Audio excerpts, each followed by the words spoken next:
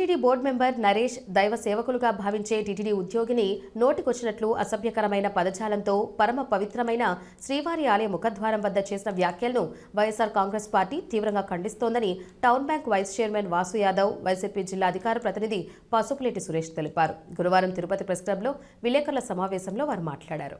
పాలక మండలిలో ఒక సభ్యుడైనటువంటి నరేష్ గారు ఒక బాధ్యతాయుతమైన ఒక పదవిలో ఉంటున్నామని కూడా మర్చిపోయి టీటీడీ ఉద్యోగస్తులని మీద మాట్లాడిన మాటలు మనమందరం కూడా విన్నాం. నిజంగానే అలాంటి మాటలు సభ్య సమాజంలో మాట్లాడడానికి కానీ మరియు వినడానికి కూడా చాలా కించపరిచే విధంగా భావించే మనం అలాంటిది ఒక పుణ్యక్షేత్రమైనటువంటి తిరుమలలో ఆ గుడిలో శ్రీవారి సన్నిధిలో అలాంటి మాటలు, అది కూడా ఒక టీటీడీ ఉద్యోగస్తుని గురించి ఆయన అలా మాట్లాడడం నిజంగానే చాలా చాలా విచారకరమైనది.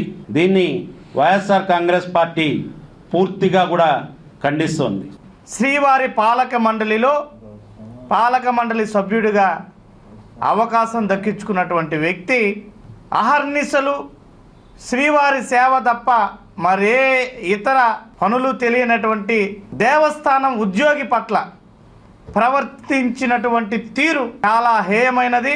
ఈ రకంగా తిరుమల తిరుపతి దేవస్థానం ఉద్యోగిని మాట్లాడడము థర్డ్ గ్రేడ్, మనం ఇంకా మాట్లాడలేనటువంటి అసభ్యమైనటువంటి అతి జుగుప్సాకరమైనటువంటి అశ్లీలకరమైనటువంటి వాచాలతతో ఆయన ప్రవర్తించినటువంటి తీరు చాలా అభ్యంతరకరం. ఎందుకంటే తిరుమల తిరుపతి దేవస్థానంలో ఉన్నటువంటి ఉద్యోగులు ఎన్నో ఏళ్లుగా ఎంతో పవిత్రమైనటువంటి బాధ్యతగా తమ ఉద్యోగాన్ని భావిస్తూ శ్రీవారి సేవ చేసుకుంటూ, మరోవైపు అనేక ఇబ్బందులు దేవస్థానంలో ఇప్పటికే సిబ్బంది కొరత అనేక రకాలుగా ఉంది, ఎంతో ఒత్తిడి ఉంది. అయినప్పటికీ వారు సక్రమంగా వారి బాధ్యతలను విధులను నిర్వర్తిస్తుంటే నెత్తి మీద అహంకారంతో ఈ రకంగా ప్రవర్తించడం మంచి పద్ధతి కాదు.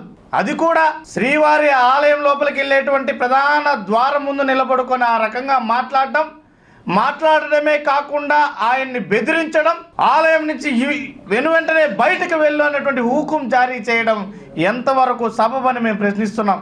ఈయనకి ఒక ఉద్యోగిని బెదిరించేటువంటి హక్కు ఉందా? పాలక మండలి సభ్యుడికి ఒక ఉద్యోగిని విధుల నుంచి బయటకు పోవని ప్రశ్నించేటువంటి హక్కు పాలక మండలి సభ్యుడికి ఉందా? ఈయన ఏమన్నా ఈవో జేఈఓగా భావిస్తున్నాడా? లేదంటే చైర్మన్ తర్వాత నేనే చైర్మన్ అని ఏమన్నా ఆయన అనుకుంటున్నాడా? లేదంటే నేనేం చేసినా కానీ ఈ కూటమి ప్రభుత్వంలో అడ్డు అదుపు లేదని ఏమైనా భావిస్తున్నాడా? మాకైతే అర్థం కావడం లేదు.